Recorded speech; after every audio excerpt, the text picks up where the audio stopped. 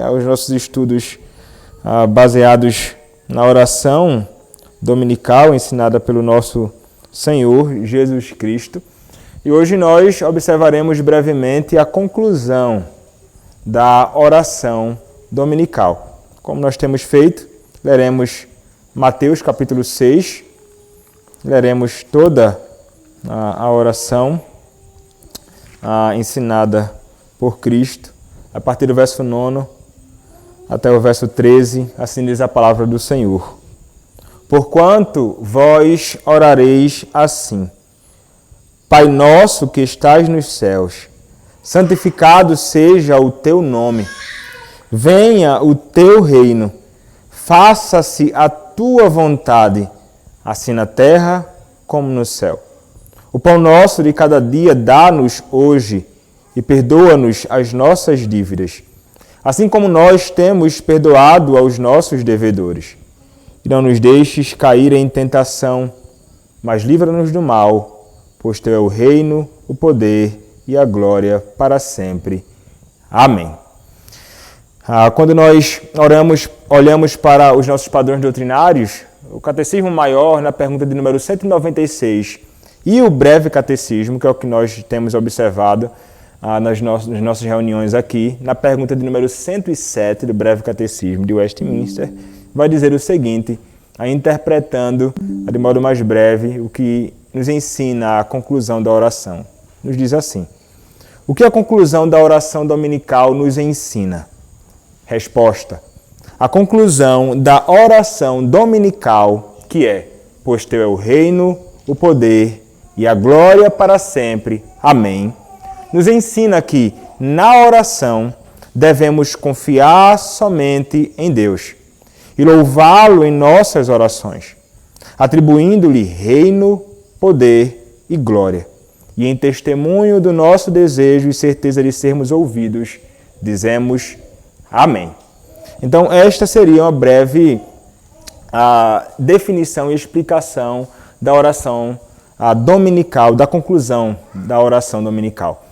Quando nós olhamos para esta breve porção, que se encontra no versículo 13 de Mateus capítulo 6, há uma discussão sobre isto. E nós não entraremos aqui nessa discussão, mas algumas pessoas vão entender, e alguns manuscritos realmente não possuem estas palavras ditas aqui na conclusão. Alguns manuscritos mais antigos, e os mais abundantes, e os mais antigos, eles vão considerar, não vão encontrar, na verdade, estas palavras neles. Em outros manuscritos gregos, me refiro aqui aos textos gregos, e os vários manuscritos, havia uma abundância realmente muito grande desses textos. Alguns vão dizer, olha, essas palavras realmente se encontram no manuscrito, outros dirão, não se encontram, então há uma divergência a respeito disto. E tem aqueles que vão dizer, não está e não devemos considerar, outros vão dizer, estão sim e devemos atentar para o que é dito aqui, e outros dirão, nós não encontramos isto nos manuscritos mais antigos e nos mais abundantes, mas trata-se realmente de uma conclusão muito apropriada e que tem um fundamento bíblico em toda a Escritura Sagrada. Esta conclusão apresentada aqui na oração dominical. E os nossos padrões doutrinários consideram esta conclusão como algo realmente muito apropriado, tanto é que temos uma pergunta considerando esta porção da Escritura. Quando nós olhamos então para o que nos ensina aqui, o nosso catecismo vai nos ensinar inicialmente dizendo o seguinte, que quando nós oramos a Deus, e lembremos-nos aqui, nós iniciamos a oração dominical apresentando a realidade de que há um prefácio, Nós temos algumas palavras que são inicialmente dirigidas ao Senhor antes da primeira petição. Então nós temos um prefácio apresentado ali na oração dominical. Temos 3 petições que estão diretamente relacionadas a Deus, a glória do Senhor, a santificação do seu nome, ao seu reino, a expansão do seu reino. E temos mais 3 petições que estão mais relacionadas a nós, as nossas necessidades, os nossos deveres, nossas responsabilidades. E então nós encontramos esta conclusão realmente muito apropriada. Então o catecismo vai nos ensinar dizendo que quando nós estamos orando a Deus, essa conclusão vai nos apresentar a verdade de que nós, na oração, devemos confiar somente em Deus. Nós somos chamados a isto. Quando nós clamamos ao nosso Deus, nós devemos simplesmente depositar toda a nossa confiança e toda a nossa esperança única e exclusivamente nele. Alguns textos nos são apresentados sustentando nesta proposição e nós leremos aqui 2 acerca disto, né? Que nós devemos orar a Deus confiando nele. Daniel capítulo 9, versos 18 e 19. Daniel capítulo 9, versos 18 e 19. A palavra nos diz assim: Inclina, ó Deus meu, os ouvidos e ouve. Abre os olhos e olha para a nossa desolação e para a cidade que é chamada pelo teu nome.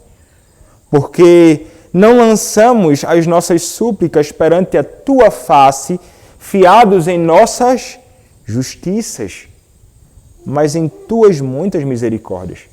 Ó Senhor, ouve. Ó Senhor, perdoa.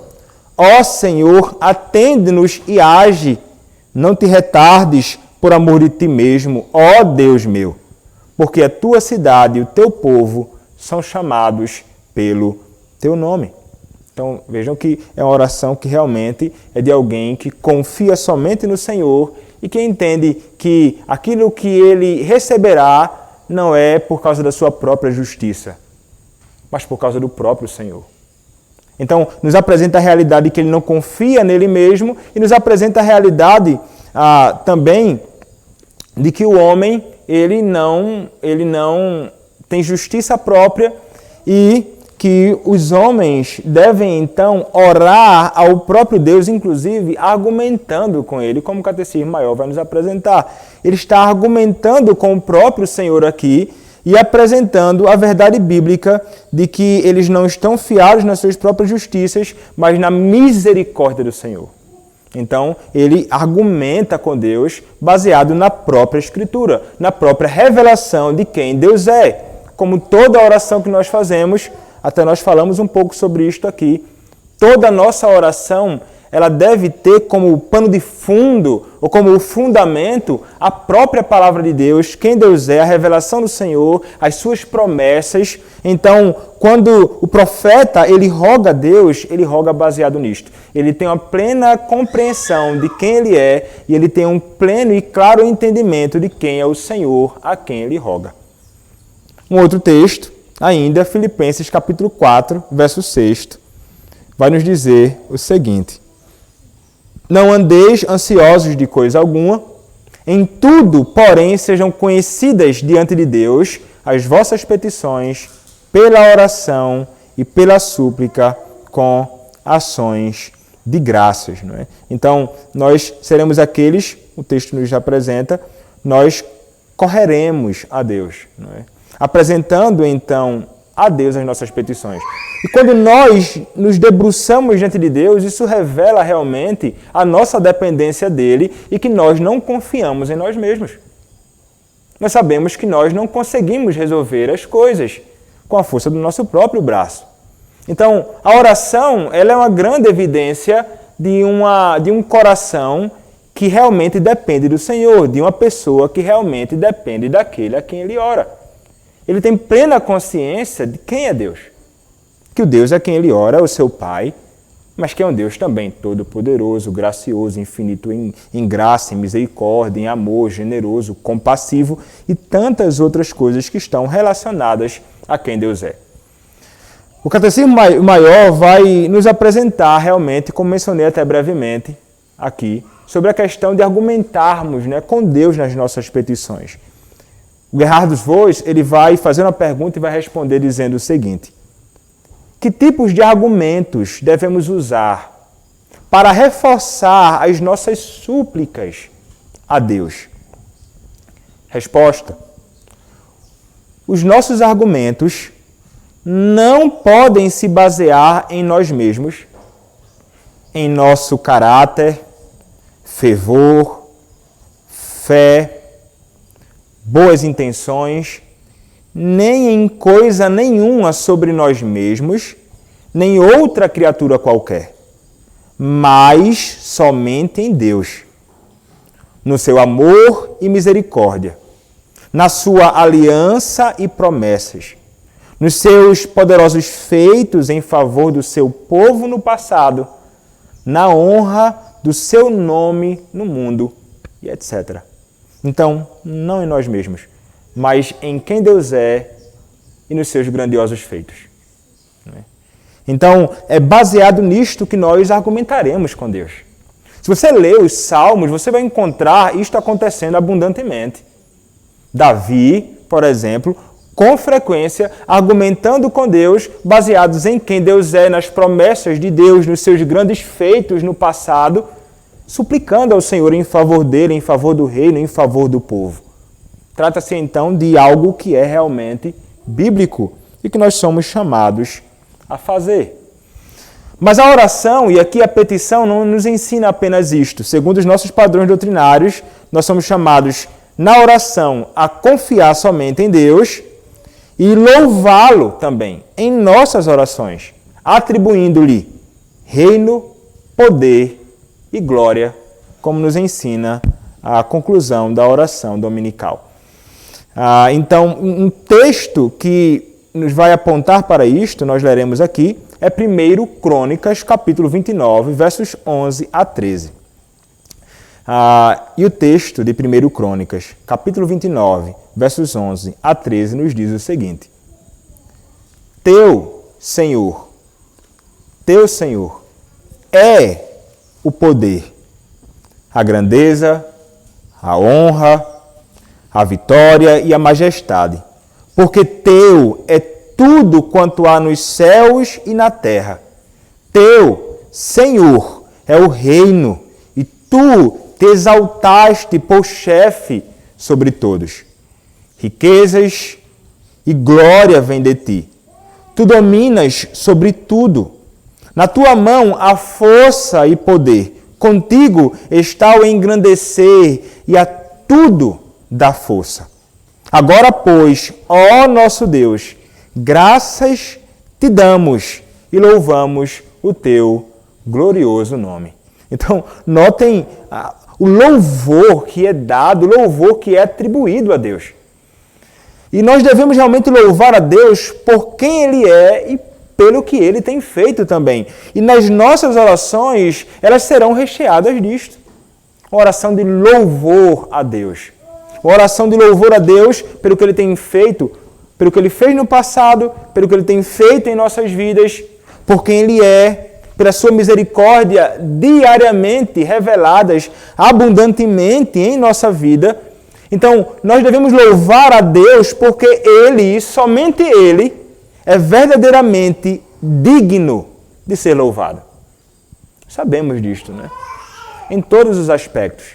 Deus somente, Ele somente é digno de ser louvado. Então, nas nossas orações, nós teremos sempre palavras de louvor dirigidas ao nosso Deus. A nossa oração, ela será recheada, a nossa oração, ela será carregada disto.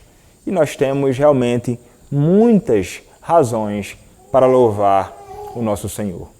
Como o próprio texto nos apresenta aqui, louvor sendo dirigido a Deus, que é o objeto de nossa adoração, bem como aquele por quem nós devemos louvar. Porque, meus irmãos, vejam, tudo aquilo que nós recebemos nesta vida, não há nada que nós recebamos nesta vida que não venha das mãos paternais deste Deus. E uma vez que vem das mãos paternais deste Deus, a nossa resposta a Ele deve ser uma resposta de louvor a Ele. Até mesmo por questões que são difíceis na nossa vida. As aflições e dificuldades que vêm na nossa vida, muitas vezes, conduzidas e providenciadas por Deus para a nossa vida e para o nosso próprio bem, deve ser razões de louvor a Deus. O Senhor, Ele nos molda. O Senhor, ele tem um fim sempre glorioso, meus irmãos. Sempre vai ser a glória do seu nome. Sempre vai ser o nosso próprio benefício. Sempre vai ser o nosso próprio progresso na vida de santificação. É algo que o Senhor faz, na sua providência, visando isto. Até eu tenho lido um bocado de livros, e um deles que eu tenho lido, um livro que ganhei há pouco tempo, é Ser Pastor. São dois pastores que escrevem este livro. Ele vai falar sobre a questão de sofrimento lá e como o Senhor Deus, ele se utiliza muitas vezes, vou utilizar da linguagem de João Calvino, da escola do sofrimento para nos fazer crescer. E isto é cuidado de Deus. Ele quer nos fazer ser, ele quer que sejamos experimentados muitas vezes em diversos sofrimentos, para que possamos consolar a outros. Interessante, né? E ele vai dizer assim, os pastores devem ser aqueles que mais devem ser experimentados em todos os tipos de sofrimento e de dificuldades. Ele vai dizer até mesmo tentações e conflitos, para que ele possa saber também, por própria experiência, como socorrer a outros. Ele vai citar George Whitefield, falando algo dessa natureza. Então, é Deus quem faz isto, né? E nós devemos louvar ao nosso Deus por tudo aquilo que Ele fez e por tudo aquilo que Ele é. Mas, notem que o Senhor, Ele deve ser louvado em nossas orações e devemos atribuir a Deus reino, poder e glória. Conforme o catecismo assinala, só Deus é realmente aquele que se revela, não somente como o único digno de confiança, não somente o único que deve ser louvado, mas o único que é revelado como sendo capaz de realmente nos socorrer. Por quê? Porque Ele possui, meus irmãos, soberania eterna. Ele deve então ser louvado por isto, soberania eterna, onipotência e excelência gloriosa. Soberania eterna corresponde ao reino, pois teu é o reino. Isto aponta para a realidade de que o Senhor Deus, Ele é aquele que possui realmente uma soberania eterna. Ele é soberano sobre o mundo e tudo o que há no mundo, todos os acontecimentos do mundo. Não há nada no mundo, embaixo da terra, na terra, acima dos céus, que não esteja sob o governo soberano de Deus. Uma partícula mínima, um tsunami que acontece do outro lado do mundo, um furacão que se levanta, um homem que assume o poder, um outro que é derribado, é o Senhor Deus quem governa. E Ele deve ser louvado, porque Ele é o soberano que reina eternamente, porque dele é o reino. E nós devemos, então, atribuir isto a Ele, sabendo que as coisas que acontecem no mundo não é por acaso, não é fruto de simplesmente do esforço humano ou dos intentos malignos dos homens, não. É o Senhor Deus quem conduz. Ele deve ser louvado por isto. A Ele também pertence o poder, ou seja, onipotência. A realidade bíblica, meus irmãos, de que Deus, Ele tem um poder que não tem limites. Eu e você somos limitados. Trata-se aqui de um atributo que não pertence a nós. É um atributo incomunicável. Há atributos comunicáveis. Deus é amor, nós possuímos amor. Deus é santo, nós também somos santos. Mas Deus é onipotente. Nós não. Então Ele não somente tem um governo soberano sobre o mundo todo. Ele tem todo o poder para governar o mundo e tudo o que nele há. Significando então que não há nada que seja realmente difícil para o Senhor. Não há nada que Ele não possa fazer, a não ser que seja algo contrário à sua própria natureza, como o pecado ou o mentir. Então, Ele é soberano e possui soberania eterna, dele é o reino. Ele é onipotente, o seu poder não tem limites, dele é o poder. E a Ele também pertence a glória ou a excelência gloriosa. Deus é aquele que realmente Ele é glorioso em si e Ele deve ser o objeto de toda a glória. Toda a glória está nele e Ele deve então ser glorificado por todos aqueles que estão sujeitos a Ele, no seu reino. Deus, Ele é. Veja, e nós não tem como, né, nós aumentarmos a glória de Deus.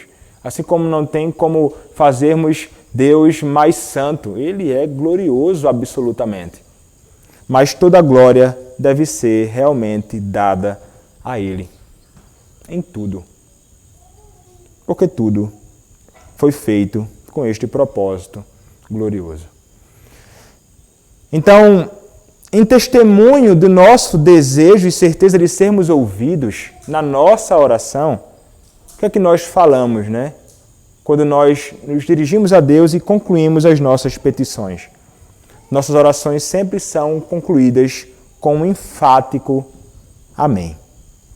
E nós falamos o amém, meus irmãos, justamente porque é algo que vai confirmar o nosso desejo e que nós estamos certos de que Deus tem nos ouvido, nós diremos amém. E a palavra amém significa em verdade, ou como algumas pessoas falam, né? Assim seja, em verdade, amém. E a palavra nos apresenta isto. Paulo, escrevendo à igreja em Corinto, tratando sobre questões de confusão que havia na igreja, questões práticas no culto e em tantas outras ocasiões, no capítulo 14, 1 aos Coríntios, capítulo 14, verso 16, ele vai dizer assim: E se tu bendisseres apenas em espírito, como dirá o indouto o amém depois da tua ação de graças, visto que não entende o que dizes. Então notem que nós devemos dizer um amém quando alguém ora, nós compreendemos aquela oração feita e nós então respondemos com um amém. E isso revela como nós somos ativos, inclusive, no processo da oração. Seja ela a oração aqui, como nós fazemos na nossa reunião de oração, ou na oração dominical, ou melhor, na oração do culto, né, dia do Senhor. A oração sendo feita e nós, então, somos ativos até neste processo. E nós confirmamos que nós participamos disto quando nós respondemos enfaticamente, com força, amém. Então, a igreja faz isso. Né? Terminamos de orar, a igreja responde, amém. Nós terminamos as orações, amém. Confirmando aquilo. Certos como testemunho do nosso desejo de que tais coisas sejam alcançadas, mas também servindo de certeza de que nós estamos sendo ouvidos pelo Senhor. Então, é isso que nós devemos fazer nas nossas orações particulares, bem como nas nossas orações comunitárias. A intensidade aí, se alguns vão fazer mais forte, né? Tem pastores que vão defender e vão dizer assim, rapaz, não é para falar amém. Amém. Você fala um amém, acho que Paipa, ele fala bem forte, eu tento, mas eu acho que é o momento que eu dou a ênfase, dizem que eu falo um amém diferente, meus amigos no Nordeste. Mas se você ouviu o pastor Rodrigo Broto, quem já escutou, ele disse, não, eu devo falar assim, é como se tivesse uma exclamação no final. Eu respondo e eu falo um amém, bem firme, bem alto, diante de Deus, certo de que o Senhor ele tem ouvido as minhas orações. E uma última referência bíblica, aqui nós concluiremos, Apocalipse capítulo 22, versos 20 a 21. Apocalipse capítulo 22, versos 20 a 21, a palavra do nosso Senhor diz assim. Na verdade, verso 20. Aquele que dá testemunho destas coisas diz, certamente venho sem demora. Amém. Vem, Senhor Jesus. Uma conclusão muito apropriada das palavras do servo de Deus, João, dirigidas a Deus e concluídas ali com um amém, bem enfático, firme, vigoroso ao Senhor, sobre quem ele escreve e certamente a quem ele também rogava. E é assim, meus irmãos, que nós devemos fazer. Sempre apresentando-nos e orando ao nosso Senhor, apresentando-nos diante dele com todo temor, porque o nosso Deus é um Deus que está nos céus e nós na terra, como nos ensina o prefácio da oração dominical. sempre buscando a glória do nosso Senhor e a santificação do seu nome nas nossas orações, bem como em nossa vida, e a promoção do seu reino, sempre vivendo a independência dele, clamando a ele em favor de nós e dos outros, a fim de que o Senhor possa, então, nos assistir e ser conosco, socorrendo-nos, e então, louvando a ele por tudo o que ele é e tudo o que ele tem feito e fará, e sendo bem firmes quando concluímos as nossas orações, dizendo amém. Este é o modo, então, que nós somos ensinados, segundo a Escritura Sagrada e os nossos padrões doutrinários, a orar ao nosso Senhor, Deus e Pai. Amém.